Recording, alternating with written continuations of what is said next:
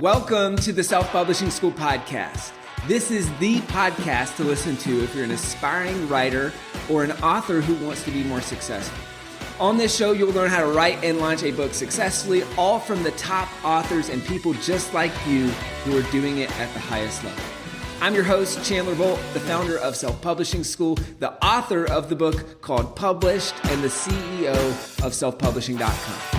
For free training on how to publish a book that sells 10,000 copies, go to selfpublishing.com/free training. Hey, Chandler Bolt here, and joining me today is Rob Fitzpatrick. Rob is the author of 3 practical handbooks to what he's learned along the way. He's ran multiple businesses and wrote about those in his book, The Mom Test. This is a book about entrepreneurship and customer development.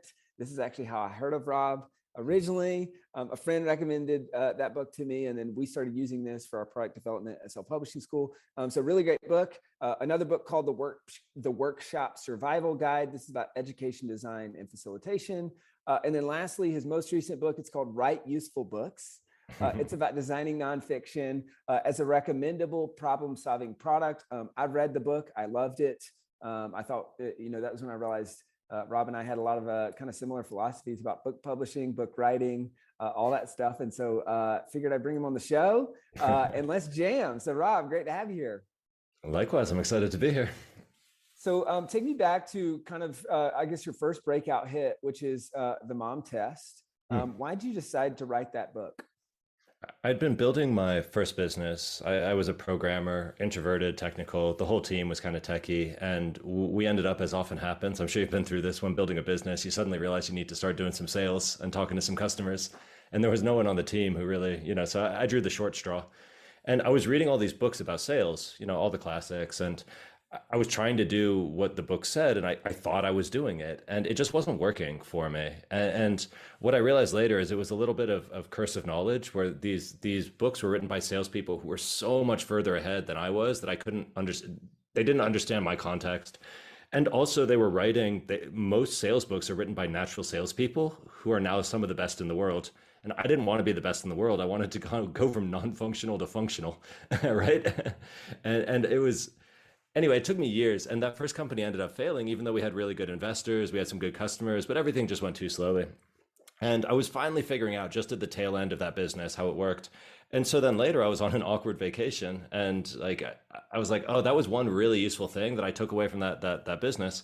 And I had no Wi-Fi. I didn't really want to hang out with the people. The whole thing was just a mess. And so I had like a week by myself in a little cabin and a blank notebook. So I just long-handed the whole first draft of the book during that week. And it had been bouncing around in my head for a while because I'd been doing it and I'd been teaching it to other people. And I didn't think it was going to sell especially well. And I thought it was incredibly specific. It's basically like how to do sales as an introverted technical startup founder, like very, very niche within a niche within a niche. Now it's gone on to sell 100,000 copies. They teach it all at all of the top 5 global universities. So it's clearly outgrown my original expectations for it. And I think what happened is there was this slice of the audience who needed to know how to do sales, who needed to know how to talk to customers, and just no one had thought to write to them. But at the time I was like, if this saves one person like me from the pain that I just went through and the business failure I just went through, then that's a win. And I got it started by, I took responsibility for marketing the first 700 or 800 copies myself, some through blogging, some through event giveaways. And then after that, I stopped, and I was like, the book's either going to be recommendable or it's not. And that's also why I chose such a weird topic, or it's such a weird title. It's called The Mom Test, around like unconditional support is the way the metaphor is used. But I figured no one's ever going to see this on a bookstore and randomly impulse buy it. It's a book that solves a specific problem for a specific person at a specific time. So I decided to bet all in on the recommendation loop. And that's the way I designed the book. That's the way I wrote it. And that's why I was happy to choose a goofy name, because I figured people would be told about it specifically. They wouldn't just discover it. And that's more or less been true. Although you notice I've chosen more descriptive titles for my future books. Yeah, lesson learned, I guess, since then. So kind of 2-part question to build on that. And you talk about this in Write Useful Books about your marketing plan for that book. But how did you market that book originally? And then talk to us about the building. You kind of casually mentioned building in a recommendation loop in that book. How did you do that as well? So let me take this backwards, because when I'm designing a book or thinking about whether I want to, because writing a book takes a long time, right? You don't want to go, and the expected outcome for most books is not good. So when I was thinking about committing this chunk of time, there was a quote from Seth Godin that really stuck with me, where he said that 90% of the publishing industry's profits is from back catalog classics that have been out for more than 6 months. So they represent that category of books as 90% of the profits, but only 2% of the marketing expense. And I was like, wow, and this type of book, it doesn't need to be actively marketed. It grows through word of mouth and it lasts for many years. Whereas if you look at the average New York Times nonfiction bestseller, on average, they peak within 12 weeks. They lose 95% of their peak sales within the year and they never recover. So I was like, well, if I'm going to invest the time in writing a book, I'm not about getting it done faster. I'm about doing it right. And I'm like, I want to spend as much time as it needs. But that's only worth doing if I have a fair shot at being one of these back catalog classics that can grow through word of mouth. Because also you don't want to be actively marketing your books forever. You have to do it for a while, but at a certain point you want recommendations to take over, because books are ultimately a low cost, undifferentiated product. So they're really hard to actively market at a profit. Like, right? So people use platforms, they use PR waves, and then the third strong option is recommendability, which that's what I chose because it suited my product design impulses.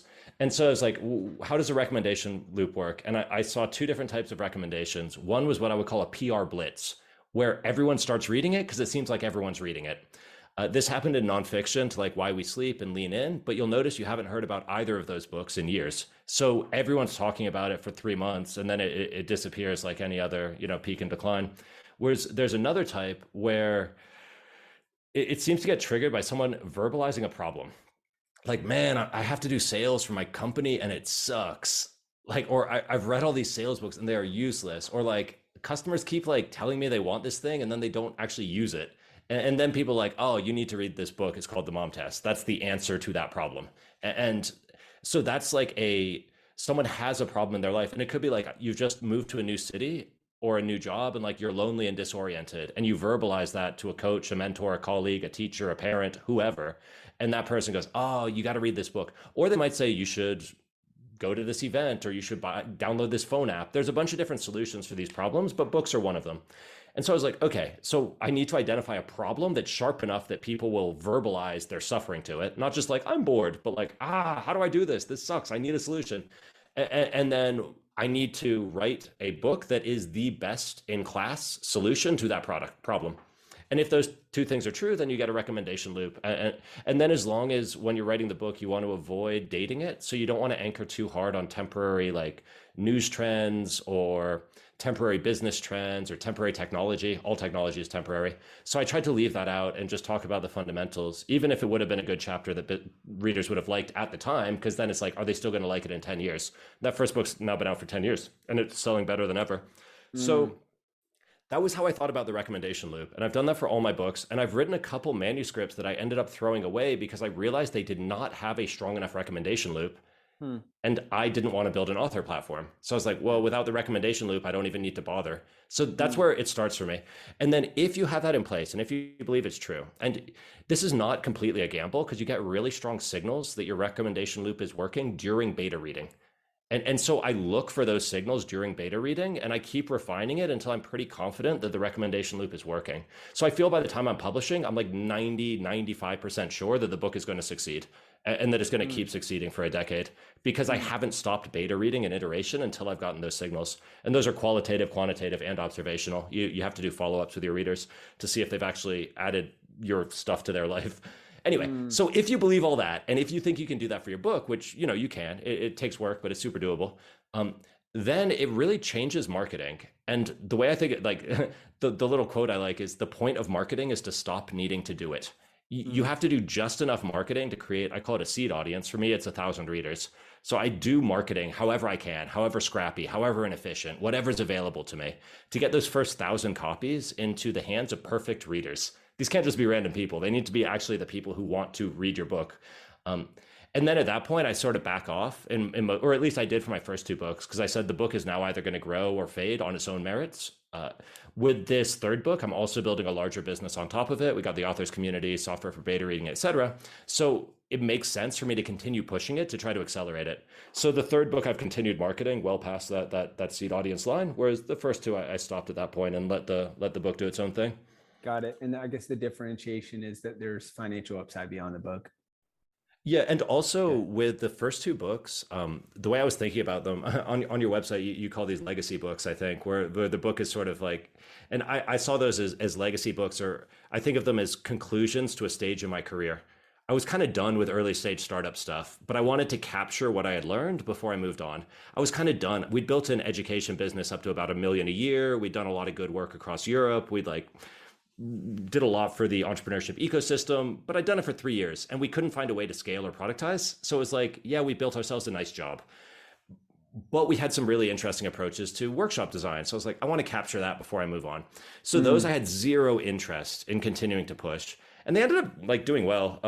The workshop survival guy got hit pretty hard by COVID, but that still does 3,000 to 5,000 a month in royalties, and it's pretty stable.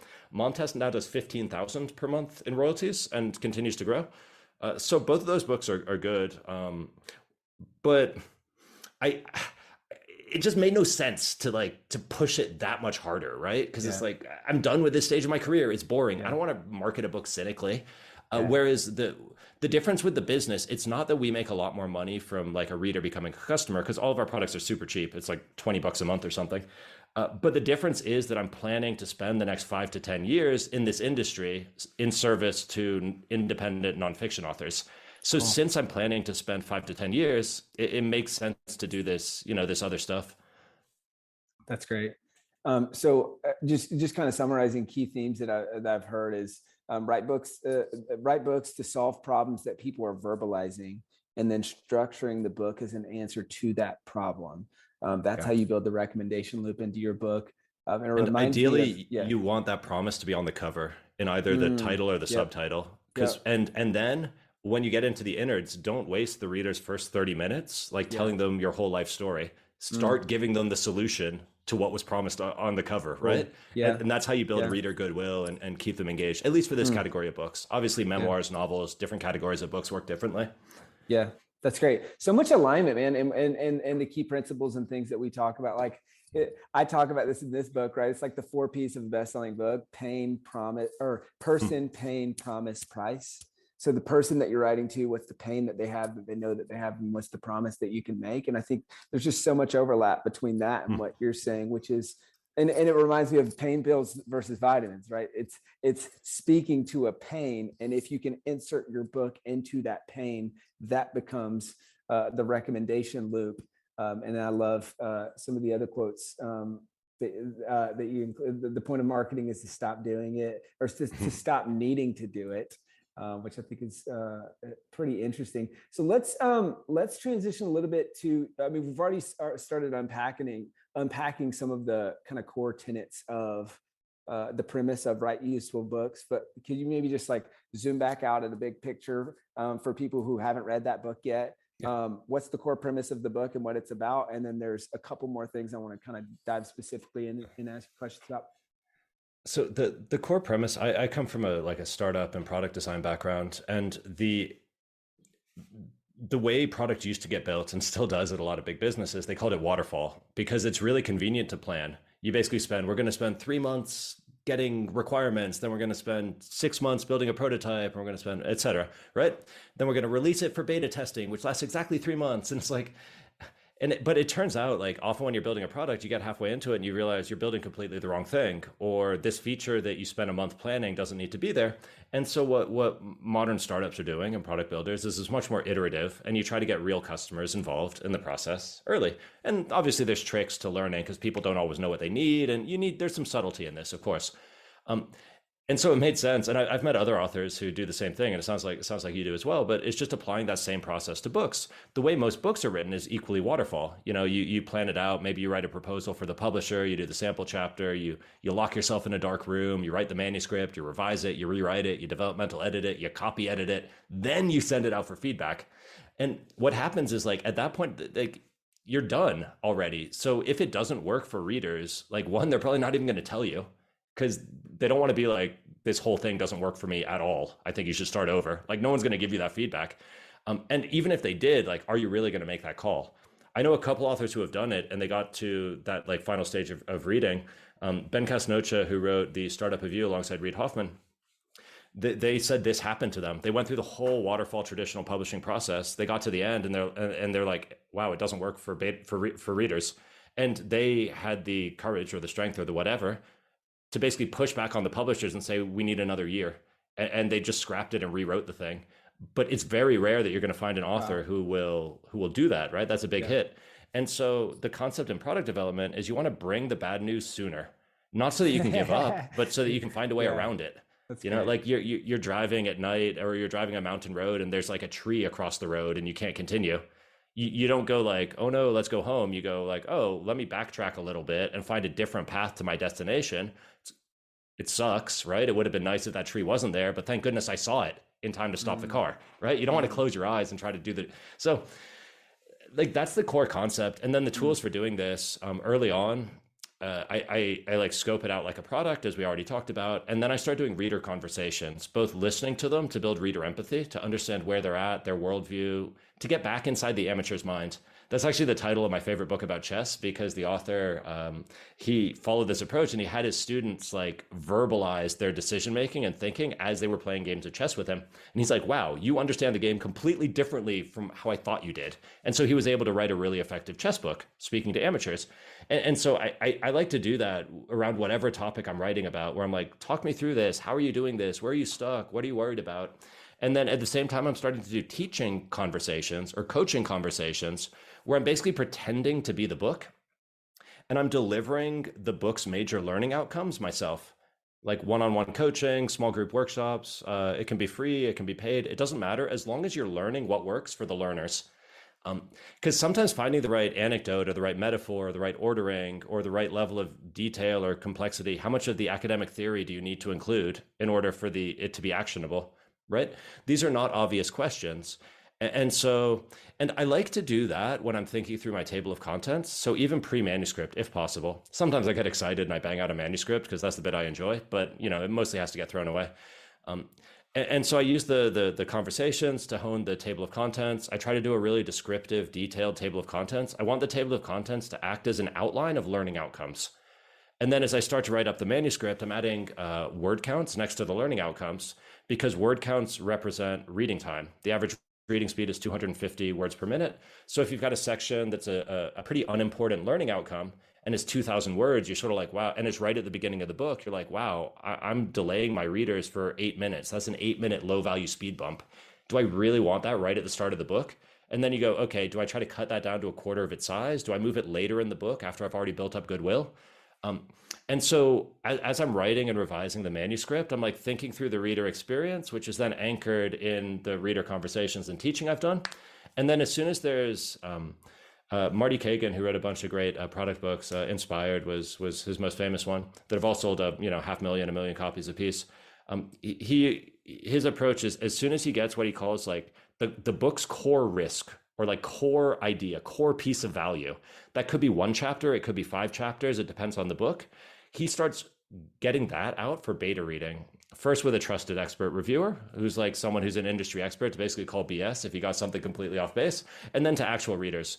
Because his theory is like, that piece is the critical risk of the book, and if that piece doesn't work for people and delight them, then the rest of the book is pointless. The rest of the book is just like busy work, right? And what do you call, I may have missed it. What are you calling that piece? I call it like the standalone unit of value. He calls it like the book's core thesis, or like core concept or core idea. Not every book has one of these that you can tuck into a chapter. Sometimes you kind of need the whole manuscript to get the core piece of value across.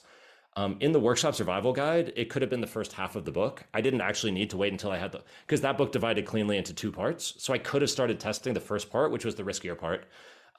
I didn't. I wrote the whole manuscript, and that slowed me down a lot, because then we had to do all these restructures, revisions, rewrites based on beta reader feedback that were actually unnecessary, because I could have discovered those problems with just half the book. But anyway, you get into beta reading, and there the main thing I'm looking for is I run beta reading in iterations. It's usually 2 to 8 weeks per iteration of beta reading. For my book so far, I've done anywhere from, I got lucky with 1 and I only had to do 2 rounds of beta reading. Write Useful Books took like 10, because it was a pretty difficult topic for me to put into words. And Wow. early on, the iterations are a bit faster because people get stuck on like chapter 2 and they just stop reading. And a mistake I see a lot of authors make is they then try to call in favors to get people to finish. But like people giving up is the data. It's showing you that like either chapter 2 was really boring or chapter 3 is really undesirable. Like that is the data. Oh, So yeah. you need to fix that, right? You don't Yeah. need them to, you don't need to punish them with the rest of a bad manuscript. You're like, oh, there's a problem somewhere around chapter 2 or 3 because that's where everyone's giving up. Great. Yeah. That is the purpose of that round of beta reading. So then you go in, you try to debug it, you try to figure out why, use their comments, use your own sense of craft and your own intuition, and then you run another round of beta reading. And now you're like, ooh, people are getting up to chapter 4. We're making progress, right? So you don't want to force people through it. You want to see where they get to, because you want their beta reading experience and their comments to be as close to those of a real reader as you can get. So don't call in favors from your friends. You get no data there. Like, don't pay an expert. You get no data there. Like, yes, pay experts for copy editing. Like, absolutely. Like, but they're not your readers. So anyway, and then I do that, and I like to continue the beta reading until most readers are reaching the end. When I follow up with them a couple weeks later, they've actually applied some of the book's concepts to their work or their life. So I know they're getting real value out of it, not just having fun reading it. And at least some of them are asking if they can share the pre-launch manuscript with other people, which is early evidence of a recommendation loop. So if I've got those 3 things, that shows me that there's value. It shows me that it's readable and engaging, and it shows me that the recommendation loop is credible. And then I'm like, okay, now it's time to polish it. And that's when I start hiring the professionals, the copy editors, the proofreaders, start worrying about the layout, the typos, like all that stuff.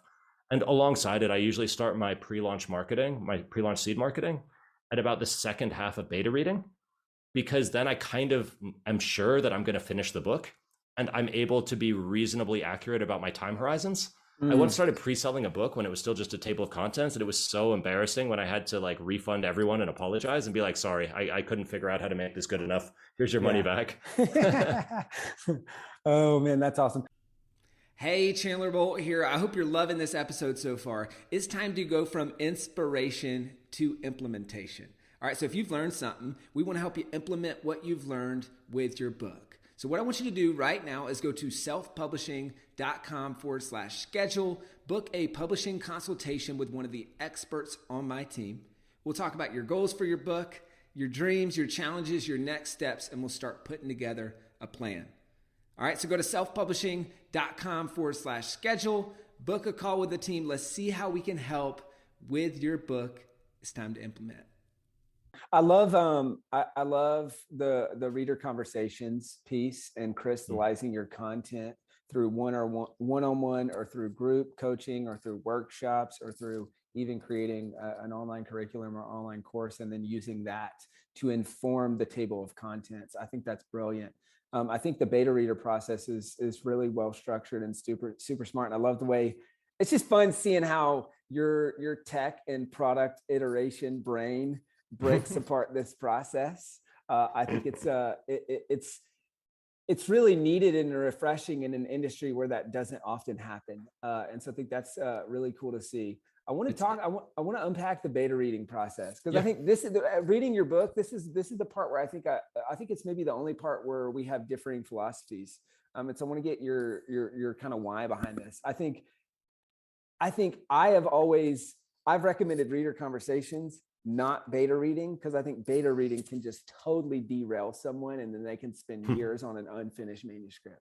Right now, so I think for that reason, I have just said, don't do beta readers unless maybe you're writing fiction. Like, don't do beta readers now. And I think you're probably on the other end of the spectrum, which is an in-depth beta reading process. Yeah, it's the most important part of my process, definitely. So walk me through that. Why is that important, and how can people keep from?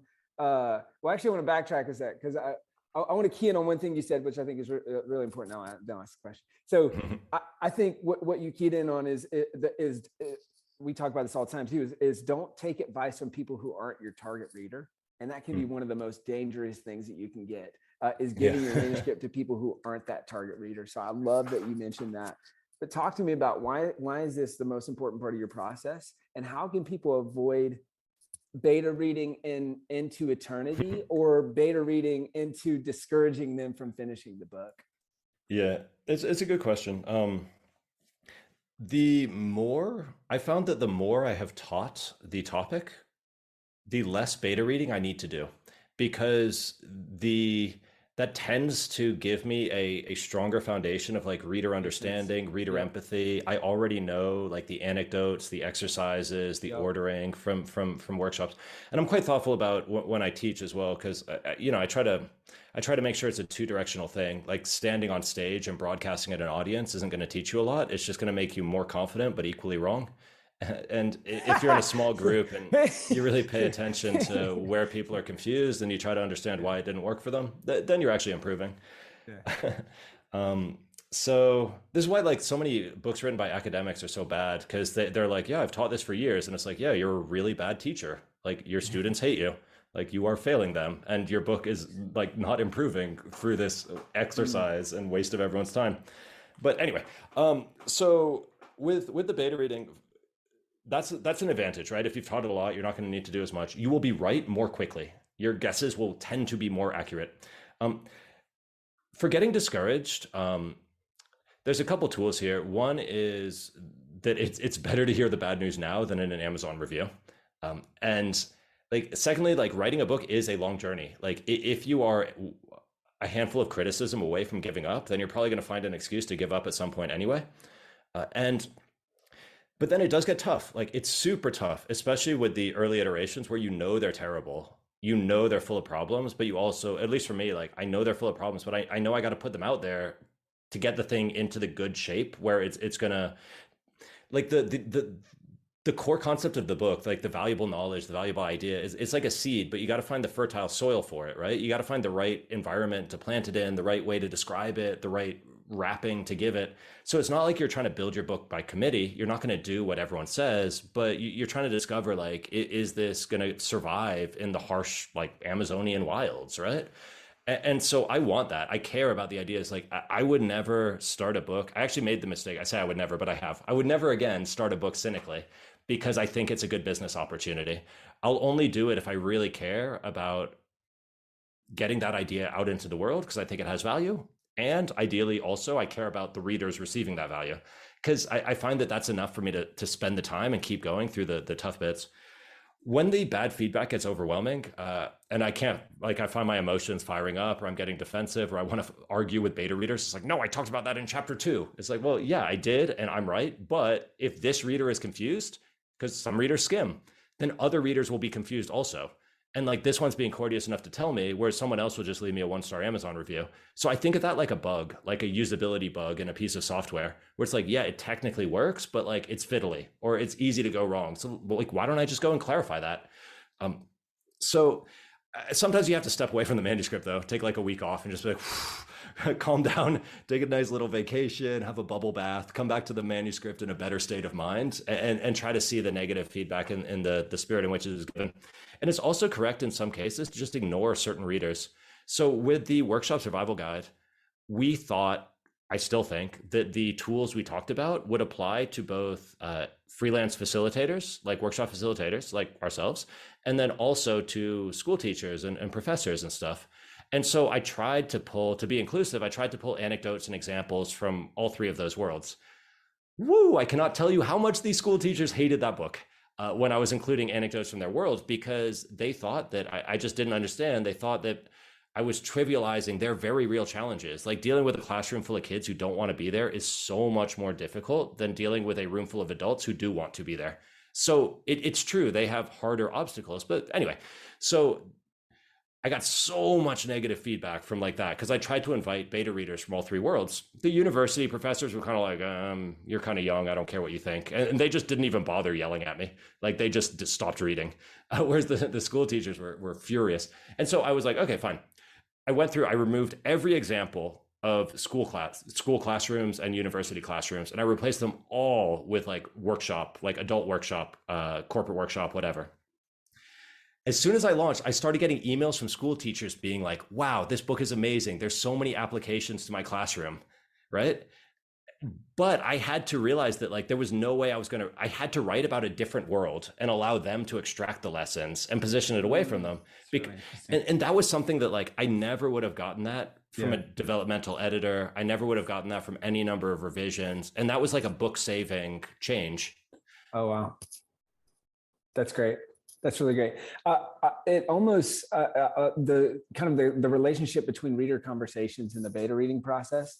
It almost sounds like you view it as like a pie chart where there's 100% that needs to get done. Now, whether that's 60% reader conversations and 40% beta reading or 20% any combination of that, is that kind of how you look at it? Yeah, so you're not going to be able to figure out tone from reader conversations, and you're not going to be able to figure out like pacing of value. You can do it. I'm finding that now, like now I'm writing my fourth book, and I'm finding that now I'm able to make much better guesses. Like my intuitions are better about what's gonna work and what's not.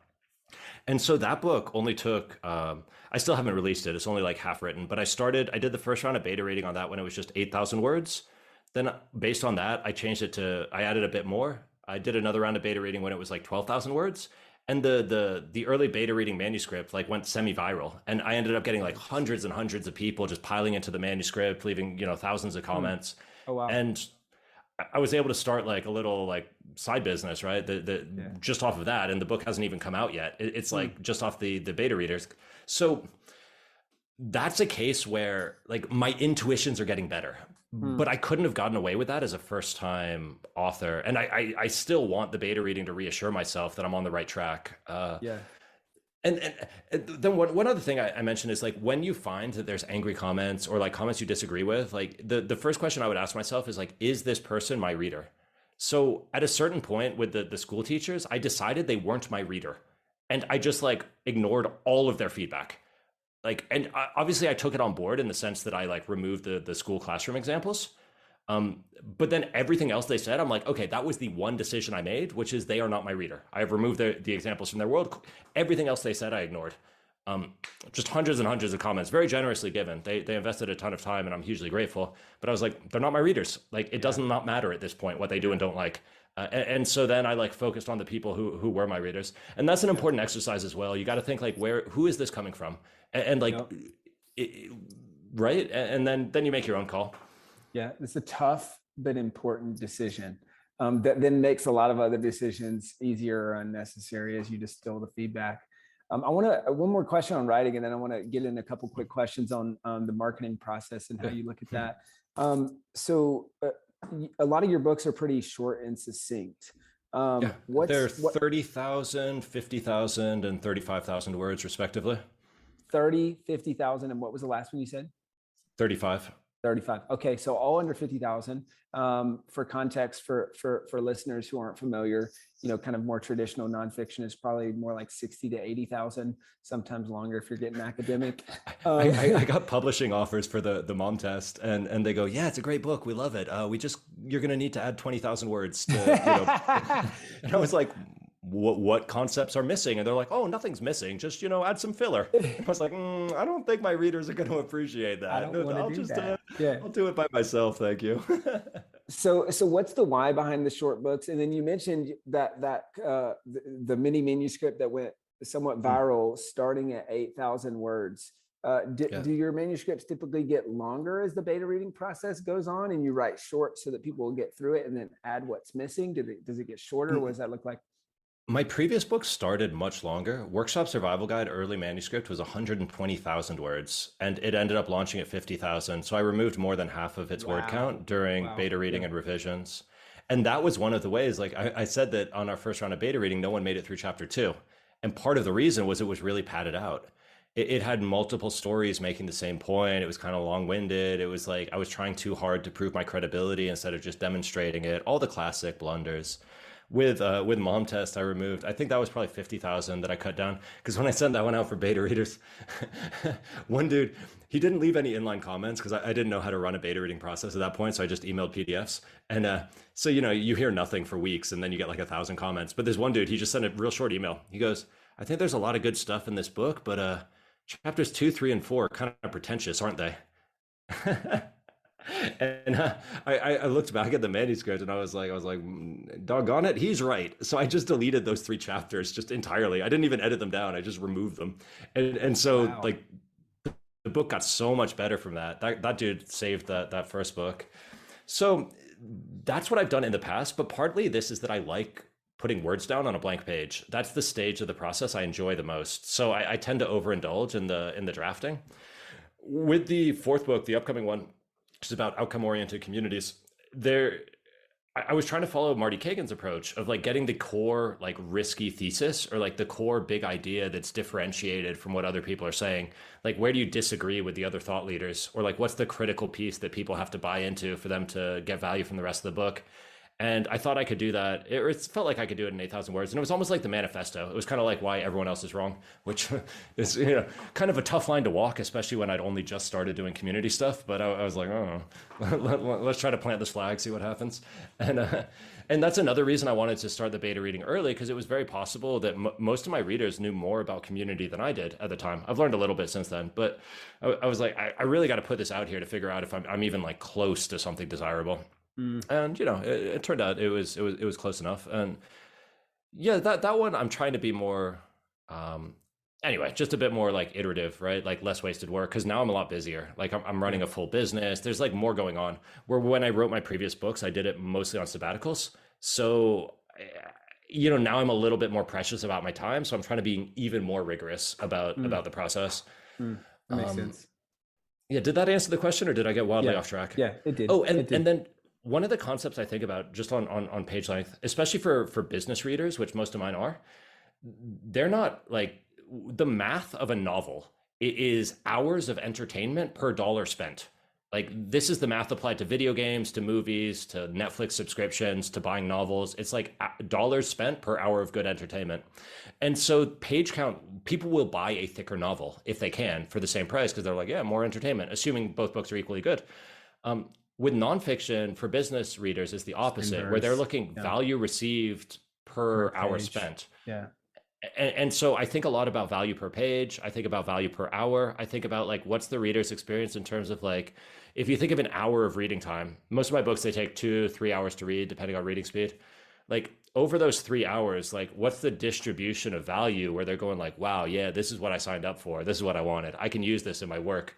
And ideally you want them to have that every page or two, like every couple minutes. So they're like, yeah, this is this like steady drip of value.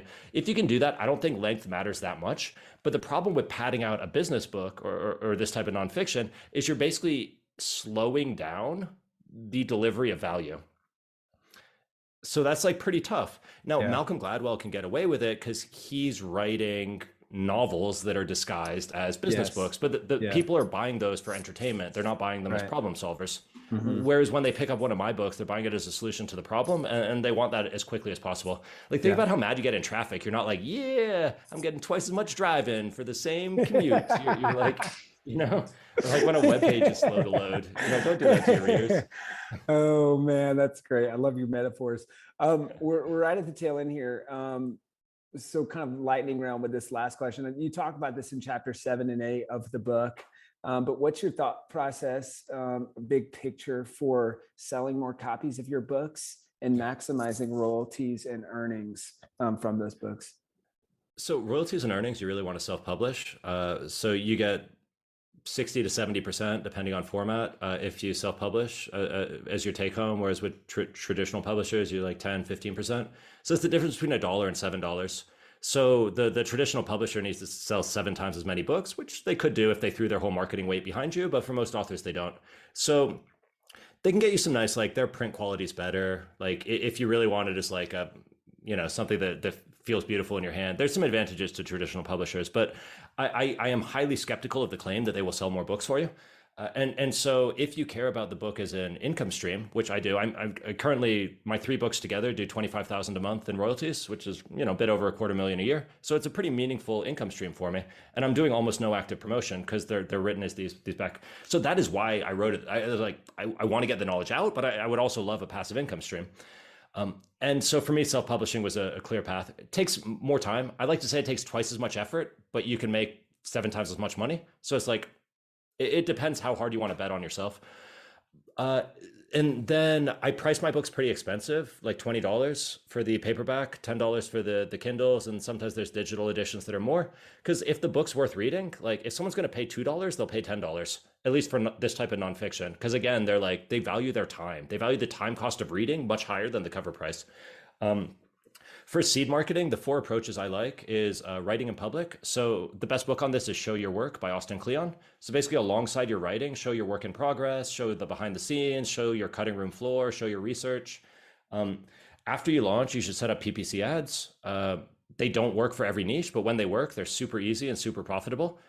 Don't overspend on them. But if you can double your money on PPC ads and sell on Amazon and sell 50, 100 copies a month, like that adds up.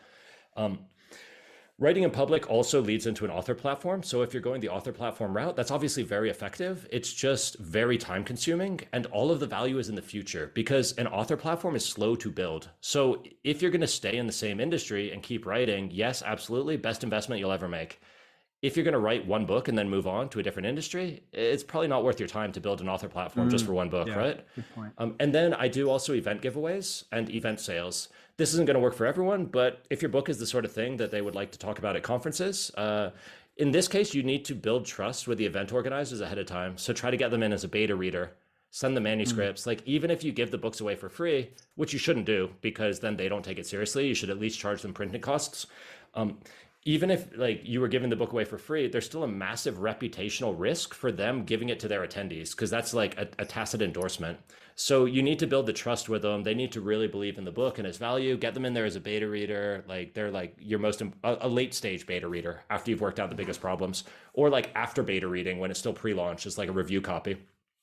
What did I miss? PPC, writing in public, and building a small author platform. Oh, and the podcast book tour. Hey, here we are. When you're doing the podcast book tour, you can there's matchmaking services like podmatch.com, Podcast Hawk, Guestio. Podmatch is my favorite, I'm friends with the founder, so I'm biased, but like these work really well. You want to start 3 months before your book's out or even earlier if you can, because some shows have delay and you want to build hype. While you're doing the podcast interviews, what you should also be doing is have your camera turned on, even if they don't use the camera. Record the video locally. You can ask for recording permissions, as I did before we recorded this, or you can get something like OBS, Open Broadcasting Suite, record the video, clip it up, share that. That becomes your social media highlights, your content marketing. Like use your own video. You can't always use the other person, but you can always use yourself. So get like, when you're doing this stuff, you want to try to find double value from everything you're doing, right? Like have it serve multiple purposes because you're busy already. Writing a book takes a ton of time and marketing's not fun. So you want to find ways to make this seed marketing stage as efficient as possible. You don't have to do all the things I mentioned. You only need one or two. Find the ones that seem the least boring and the most doable for you, right? Every author has different strengths. Every book plays in a different niche. Pick one strong option and then just crank that until you've got your seed audience. And then hopefully you've got the word of mouth and it grows from there. That's great. That's awesome. And just throwing back in for people who don't know, PPC is pay per click. Pay per click advertising either on Amazon, which I know you do well, Rob, or on other platforms. Rob, just as a disclaimer on the PPC, like Amazon PPCs work brilliantly for one of my books and not at all for the other two. So it's like very hit or miss, but it's worth trying because it's cheap and easy to try. And if it works, crank it. And if it doesn't, no harm done. Yes, definitely. That's what we found as well. Rob, this has been awesome, man. Really, really great interview. Where can people go to find out more about what you're up to and to get a copy of your book, Write Useful Books, or any of your other books? Everything's at usefulbooks.com. And basically we're trying to support indie nonfiction authors. We're not like we're not a self-publishing school like you guys are. We're not full service, but we have like the book itself, which is sort of a roadmap of our process. We've got a little authors community of a bunch of people trying to follow this iterative, data-driven, useful books process. There's currently about 250 authors in there. It's a great group. And then we've got the beta reading software to help run like effective, good beta reading. So all of that's at usefulbooks.com. It's like a $30 subscription and, you get all of it. So, if you want it, and of course you can find the book anywhere. But usefulbooks.com, you can track us down there. You'll love it and we'll love to have you. Cool. Awesome. Rob, this has been so great, man. First conversation, I have a feeling just as aligned as we are on a lot of things. So it'll be the first of many as we both hope to put the power back in the hands of authors, help authors succeed and help them write better books. So I Absolutely. It's a worthy goal. There's there's so much value. Like a good book is so life-changing, right? And it's like, there's a good book in everyone, but it's like got to be made in the right way for the book to succeed. So there's a lot of value in it. Agreed. I appreciate you, brother. Likewise. And thanks for having me. And good luck with your books, everybody. Thank you so much for watching or listening to this episode of the Self-Publishing School podcast. I know there's so many places that you can be spending your time. There's other podcasts that you could be listening to, YouTube channels that you could be watching. So thank you so much. It means the world. Now, I want you to do 3 things right now if you found this episode helpful. All right, number 1, I don't know if you know this, but we've got a YouTube channel. It's a companion channel to this podcast. All the video versions of the episode are on the YouTube channel. So number 1, subscribe to the YouTube channel. Number 2, if you're listening to this podcast wherever, whether this is Spotify, Apple Podcasts, number 2, I want you to subscribe to this podcast right now so you don't miss a future episode. And then number 3, this is probably the most important, leave a review on the podcast. All right, reviews are super important and help the podcast get discovered by other people. So number 3, leave a review on the podcast. Thank you so much. I'll see you in the next episode. If you're on the fence about scheduling a publishing consultation call with my team, maybe you're not quite ready for that, I've got some free training that I think will be really helpful for you. All right, all you have to do is go to register to sign up. Go to selfpublishing.com/free training. When you do, you're also going to get a free digital copy of my new book, Published. And on that training, you're going to learn the next steps, so how to implement with your book. So how to write, how to publish, how to launch successfully. So go to register right now at selfpublishing.com/free training. I'll see you there.